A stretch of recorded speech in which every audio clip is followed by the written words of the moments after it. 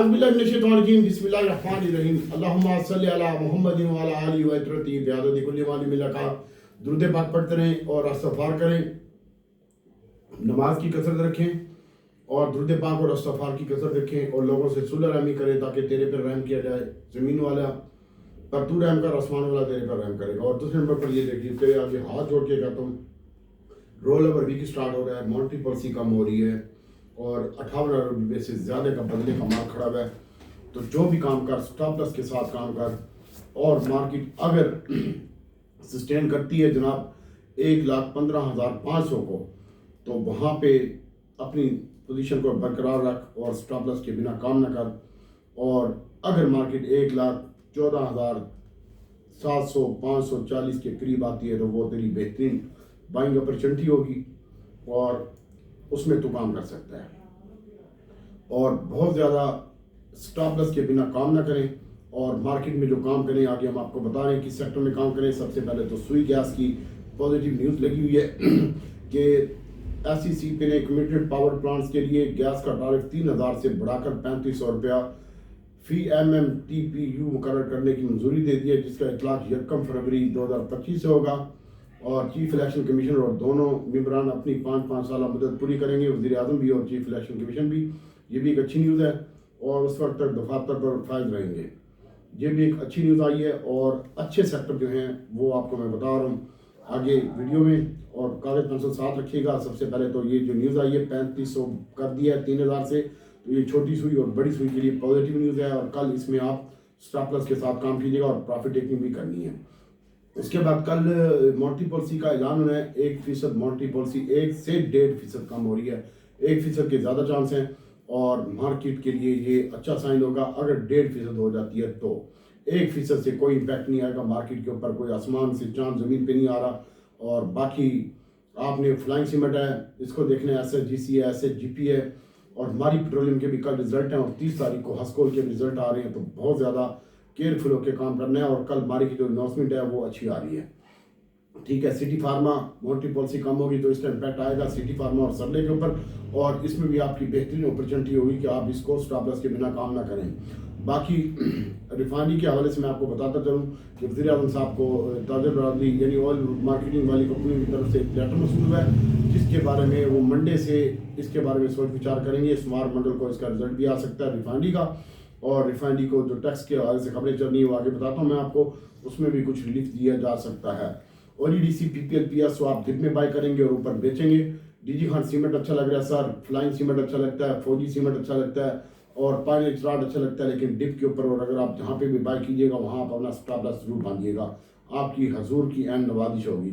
और रिफाइनरी के हवाले से मैंने आपको कल भी बताया था, सेल टैक्स में नफाजी के लिए रिफाइनरी के सेक्टर को $6 अरब की सरमायाकारी के ऊपर सवालिया निशान बन गए हैं। और इसके साथ साथ उन्होंने कहा कि all marketing company advisor council ने खत लिख दिया वज़ीर आज़म को और वज़ीर आज़म को हंगामी लेटर में 22 ऑल मार्केटिंग कंपनी और 5 रिफाइनरियों के बारे में सेल टैक्स के बारे में माफ़ी की अपील कर दी है। खत में कहा गया कि पेट्रोलियम पर टैक्स आयद एडजस्टमेंट ना होने की रिफाइनरी सेक्टर की पैदावार लागत बढ़ गई है। जून 2024 से मालियाती चैलेंज की शिकार का सामना है जून 2024 से रिफाइनरी को।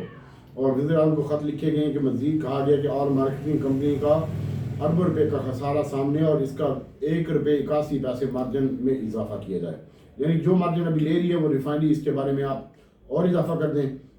और सनती शोबों के बारे में मैंने आपको बताया कि वफाकी कबीना की राब्ता कमेटी ECC ने घरेलू सार्फिन के अलावा और पावर प्लांट्स के लिए गैस के नर्क 3,000 से बढ़ाकर 3,500 कर दिए हैं।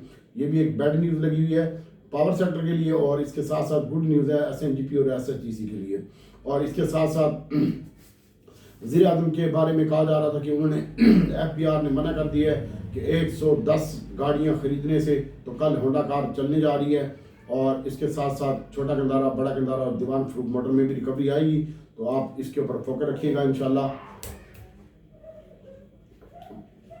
और आगे बताते हैं आपको, वज़ीर खजाना शौकत औरंगज़ेब ने कहा है कि FBR के काम गाड़ियाँ फराहम किए जाना ज़रूरत है। गाड़ियों की खरीदारी की शफाफियत को यकीनी बनाया जाएगा और गाड़ी खरीद के मामले पर वज़ीर औरंगज़ेब ने कमेटी में खत का रद्द अमल भी दिया। वज़ीर आला औरंगज़ेब ने FBR के दफातर में बैठकर काम नहीं कर सकती। टैक्स वसूली के लिए बेहतर है कि अफसरान को गाड़ियाँ दी जाएँ और तमाम कंपनियाँ पाकिस्तान में किसी कंपनी के साथ ज्यादती नहीं होने देंगे। ख्याल रहे कि सेनेट की कायम कमेटी खजाना सलीम माटी वाला ने वज़ीर खजाना औरंगजेब के FBR के लिए गाड़ियों की खरीद फरोख्त के लिए खत लिखा था और अपने में उन्होंने कहा था कि खरीदी में शफाफियत समझा गया और हर आर्डिनेंस के कैंसिल किया जाए। ये सलीम माटी वाले ने गाड़ियों के लिए मना किया था, लेकिन वज़ीर खजाना ने लिखा है कि FBR की तरफ से 1010 गाड़ियाँ खरीदने पर सेनेट की तहफ़्फ़ुज़ात ने कमेटी मेंबरान की गाड़ी खरीदने में बिल्डिंग ना होने पर शदीद तहफ़्फ़ुज़ात का इज़हार किया। सलीम माटी वाले ने खत में कहा था कि गाड़ियों की खरीद फरोख्त के अमल में मैनेजमेंट और मुमकिन बददियानती समझ में आती है। गाड़ियों की खरीदारी के अमल में शफाफियत पर समझौता नहीं किया जाएगा और गाड़ियाँ खरीदी जाएंगी। ये एक अच्छी न्यूज़ लगी हुई है भाई होंडा कार के लिए। और इसके साथ साथ मेरे बहनों और भाइयों, आगे हम बात करते हैं, बहुत ज़्यादा केयरफुल और कॉन्शियस होकर काम करते जाएं। एक सेक्टर में से निकलें, दूसरे में बढ़ते जाएं। जहाँ जहाँ मैं आपको बोलूँ वहाँ पे आपने काम करना है। और कल जो बोर्ड मीटिंग है उसके बारे में मैं आपको बताता हूँ। नेशनल रिफाइनरी के रिजल्ट हैं और सुबह 10 बजे रिजल्ट आएंगे नेशनल रिफाइनरी के, और अटक रिफाइनरी के APL के भी, अटक पेट्रोलियम के भी रिजल्ट हैं, वो 11 बजे आएंगे। और इसके साथ साथ शुगर मिल के रिजल्ट हैं और अटक रिफाइनरी के भी रिजल्ट हैं, वो तकरीबन 12 बजे आएंगे। और इसके साथ साथ मारी के रिजल्ट भी हैं, वो तकरीबन 12 बजे आएंगे और मीटिंग होगी स्टार्ट। और पाकिस्तान ऑयल फील्ड के भी रिजल्ट हैं वो भी, और इसके साथ साथ मार्क्स के भी रिजल्ट हैं। अभी मैं आपको नेशनल रिफाइनरी के बारे में बता सकता हूँ कि नेशनल रिफाइनरी की EPS तो कम, यानी नुकसान जो EPS वाला था ज़्यादा, वो अब थोड़ा सा कम हो रहा है, लास्ट में रिकवरी हुई है। और अटक पेट्रोलियम के रिजल्ट भी अच्छे आ रहे हैं, लेकिन इन्होंने अगर डिविडेंड ना दिया तो ये मार दिया जाएगा। और इसके साथ साथ अटक रिफाइनरी के भी रिजल्ट हैं और इसकी रिजल्ट तो अच्छे आ रहे हैं। पिछली EPS थोड़ी सी बेहतर है दोनों रिफाइनरी की, NRL ATRL की, और पाकिस्तान ऑयल फील्ड के रिजल्ट हैं वो अच्छे नहीं आ रहे। और मारी पेट्रोलियम के भी कल रिजल्ट हैं, वो कोई डिविडेंड अगर अनाउंस करता है तो मारी पेट्रोलियम आपका अच्छा होगा, वरना खोता खू में होगा। लेकिन मारी पेट्रोलियम इंशाल्लाह अच्छा लगता है। और अटक रिफाइनरी, नेशनल रिफाइनरी 100 ही लगते हैं यार, ना तेजी है ना मंदी है, बस 100 ही है। ऊपर जाएगा फिर प्रेशर आ जाएगा और डिप में बाय करके ऊपर लोग बेच देंगे। ऐसे ही करेंगे हम भी, और आप अपने हिसाब से देखिएगा। अभी हम आपको बताते हैं कि किस सेक्टर में किस किस लेवल पर काम करना है आपने। सबसे पहले तो आपको हम बताते हैं कि आपने छोटी सुई और बड़ी सुई में काम करना है। छोटी सुई 3 रुपये 82 पैसे इजाफे के साथ 43 रुपये 95 पैसे के ऊपर बंद हुई है। कैप लग गया था, कैप से एवरेज होकर नीचे बंद हुई है, ये अच्छा लगता है। सिनर्जी, अटक रिफाइनरी, नेशनल रिफाइनरी, PRL, ये PRL मुझे अच्छी लगती है और PRL के रिजल्ट भी नहीं है। और रिफाइनरी सेक्टर इंशाल्लाह चलेगा, लेकिन उससे पहले थोड़ी सी डिप लेगा। और नेशनल रिफाइनरी के रिजल्ट और अटक रिफाइनरी के रिजल्ट तो आपको बताया मैंने कि वो पहले से कुछ EPS बेहतर आ रही है, लेकिन मेन मसला ये है कि EPS को चार्ट में जब वो कुछ चार्ट न दे तो फायदा कोई नहीं होगा, ठीक है। इसलिए अगर डिविडेंड दे दिया तो फिर ये अच्छी हो सकती हैं, लेकिन मेरी मुस्तक़ा इतलात के मुताबिक है कि नेशनल रिफाइनरी लास्ट में तो कैसे डिविडेंड देगी, ठीक है। ज़रा खुद दिमाग भी लड़ा, और अटक रिफाइनरी कुछ थोड़ा बहुत डिविडेंड दे सकती है। पाकिस्तान ऑयल फील्ड के रिजल्ट हैं वो कुछ नहीं दे रहा। मारी के रिजल्ट हैं वो कुछ बोनस नेट कैश की सूरत में देगी, अब शेयर की सूरत में नहीं देगी, मेरे पास यही इतलात हैं। उसके बाद सरले पाकिस्तान है, सर मल्टी पॉलिसी 1% कम हो रही है, सरले अच्छा लगता है। और सिटी फार्मा दौर पे माइनस के साथ बंद हुआ है, इसको भी आप बाय कर सकते हैं। GCIL है, GGL है, GGL है, इनका आपको कटा मुका देता हूँ सर, ये अच्छे लगते हैं, लेकिन मार्केट के ट्रेंड के साथ चले। मार्केट में रोल ओवर की बातें हो रही हैं। मॉन्टी पॉलिसी का इम्पैक्ट तो परसों आएगा, कल शाम को मॉन्टी पॉलिसी आएगी, लेकिन उससे पहले आप अपने आप को सिक्योर कर लीजिएगा। और उसके बाद सरकार हास्कोल है, हास्कोल की 30 तारीख को मीटिंग है, तो अल्लाह ताला की ज़ात बेहतर करेगी। हास्कोल के रिजल्ट भी अच्छे आ रहे हैं, कुछ बैंकों के साथ सेटलमेंट भी हो रही है। और EPS इसकी पिछली लास्ट वाली EPS से कम आएगी अभी भी। पहले एक शेयर है सर, इसको देख सकते हैं, लोड्स है, GGL है, GCIL है, TPLP और ट्रीट और PTCL है, इनमें आप काम करके पोजीशन होल्ड रख सकते हैं।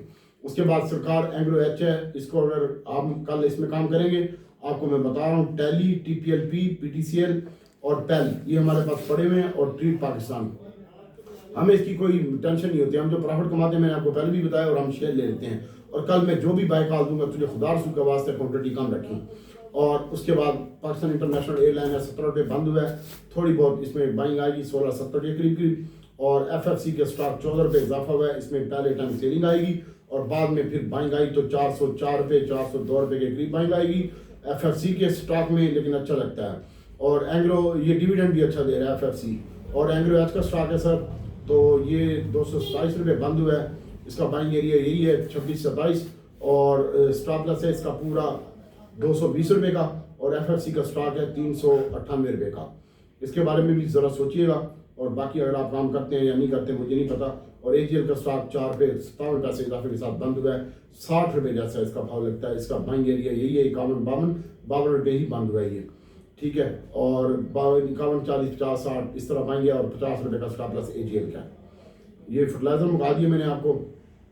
यूनिटी में सर FFL के भी रिजल्ट आ रहे हैं सर। FFL के रिजल्ट भी अच्छे आ रहे हैं इंशाल्लाह।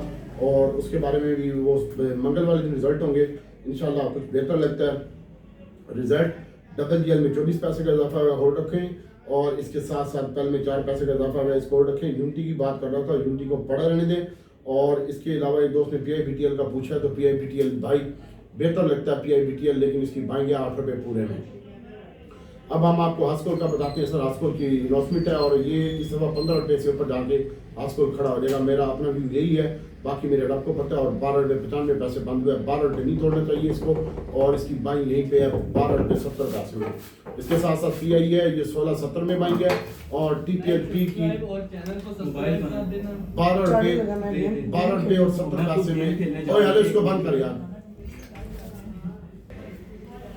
इसके साथ साथ सर PTCL की बाइंग है 24 रुपये 10 पैसे में। और ट्रीट कॉर्पोरेशन की बाइंग है 21.70 में। और AGL की मैंने आपको बताया 50 रुपये का स्टॉप लॉस है। और कॉसम की जो बाइंग है वो 4 रुपये 10 पैसे, 6 रुपये 10 पैसे और 40 पैसे के दरमियान है। पहली बाइंग 40 पैसे में। CWSM 60 रुपये के करीब बाइंग है।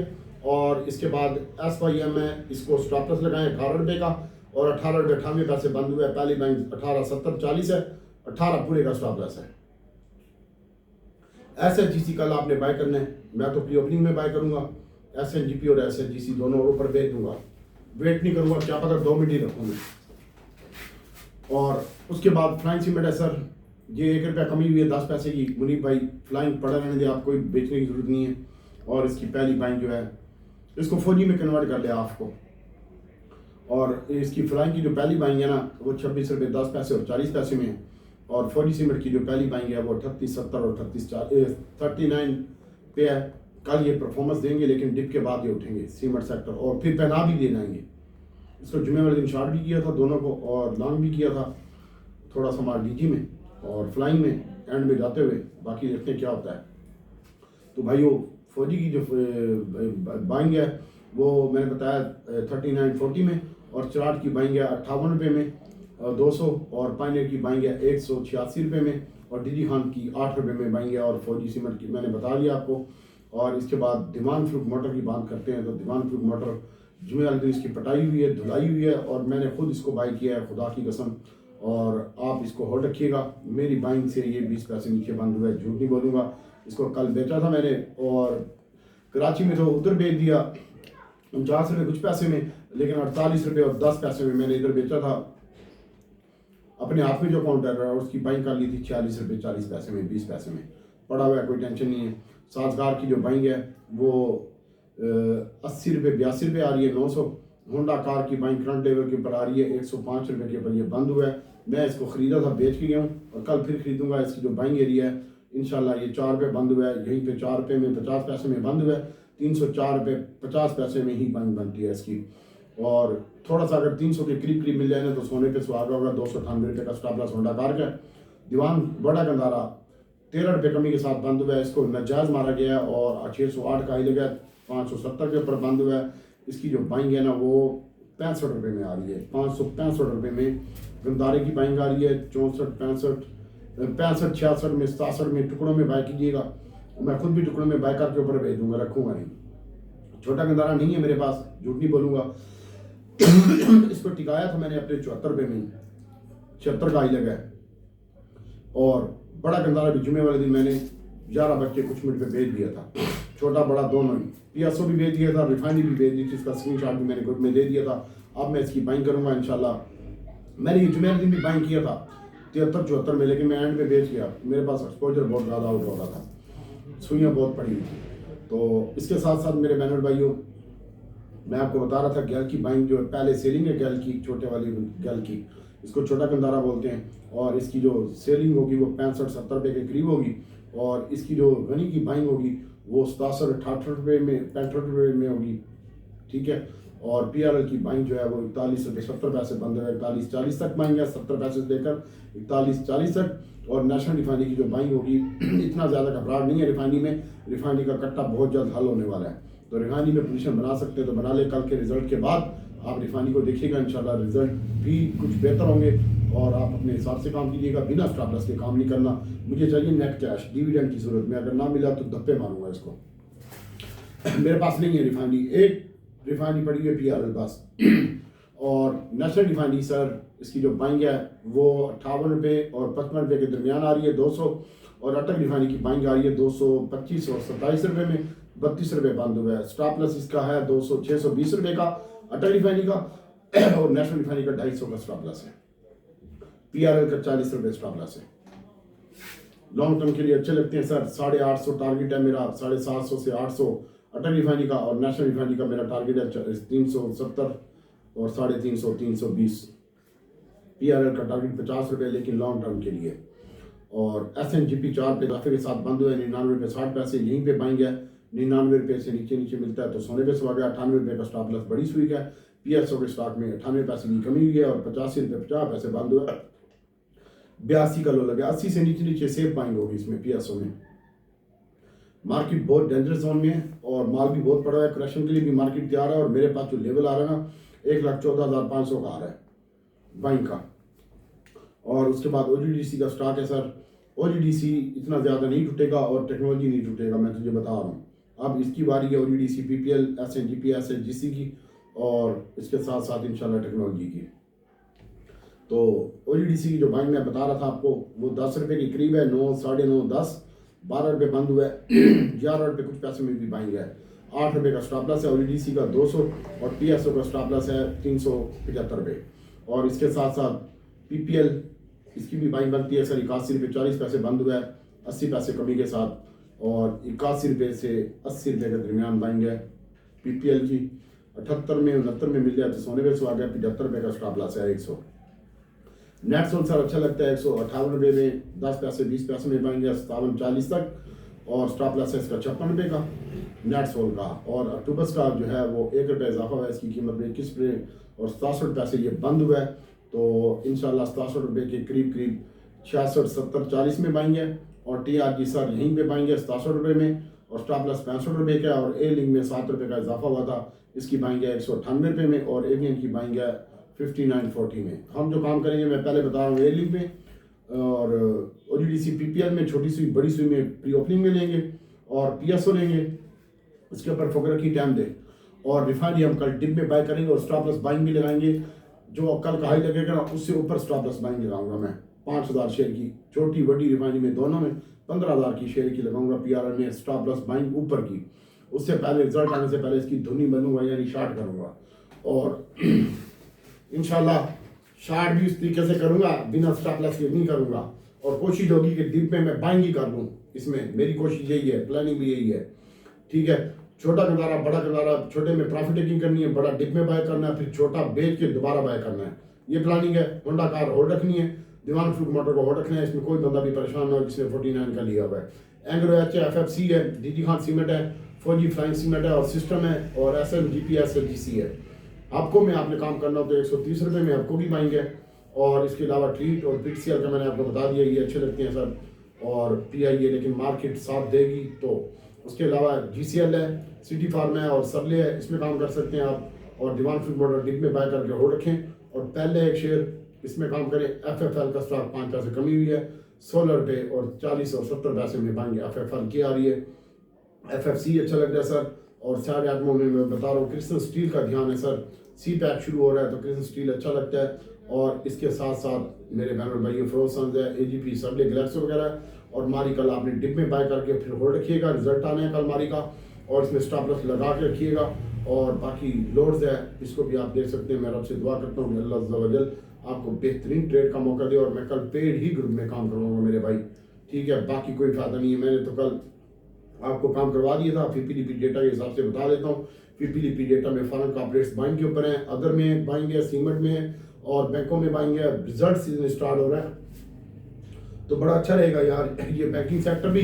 और अदर में आप देखें इंडिविजुअल बेच के गया माल और बैंकों ने अदर में बेचा है, म्यूचुअल फंड भी लेके गया माल 2.7 का, और इसके साथ साथ सीमेंट भी लेके गया म्यूचुअल फंड, और ईफर्ड और बैंक भी लेके गया है, और एफएफसी और एग्रो एच की बात कर रहा हूँ। और उसके अलावा इंडिविजुअल जो है तेल लेके गया है, इसको तो तेल दे ही देंगे वो, ठीक है, बाकी किसी ने बाइंग नहीं की। और उसके बाद ब्रोकर ने भी ये रिफाइनरी और ओजीडीसी पीपीएल वगैरह बेचा है, और फंड ने भी थोड़ी सी बाइंग की है इसमें। फंड डिप में कल बाइंग करेगा ओजीडीसी पीपीएल, और वो ज़्यादा काम कर रहा है फर्टिलाइजर में और आटो में। तो बाकी रब से दुआ है कि अल्लाह अज़्ज़ा व जल्ल आपको बेहतरीन ट्रेड का मौका दे। दुआ में याद रखिएगा, एहतियात से काम कीजिएगा। और मार्केट बहुत ख़तरनाक पोजीशन में है। स्टॉक मार्केट की हफ्ते की बात करते हैं तो 391 पॉइंट की कमी हुई है इस हफ्ते में, और 0.34% ये इंडेक्स कम हुआ है पिछले हफ्ते से क्लोजिंग में। और एक हफ्ते में 172.87 अरब रुपये की मालियत के शेयर का लेन देन हुआ है। हफ्ते में जो है मार्केट कैपिटलेशन 127 अरब रुपये कम हो गया है, और अब ये 1,14,166 अरब रुपये आ गया। सरमायाकारी 27 जनवरी मॉनेटरी पॉलिसी पर नजरें लगी हुई हैं। महंगाई की शरह कम होने में सूद में 1% की कमी हो रही है। दुआओं में याद रखिएगा। अस्सलाम वालेकुम।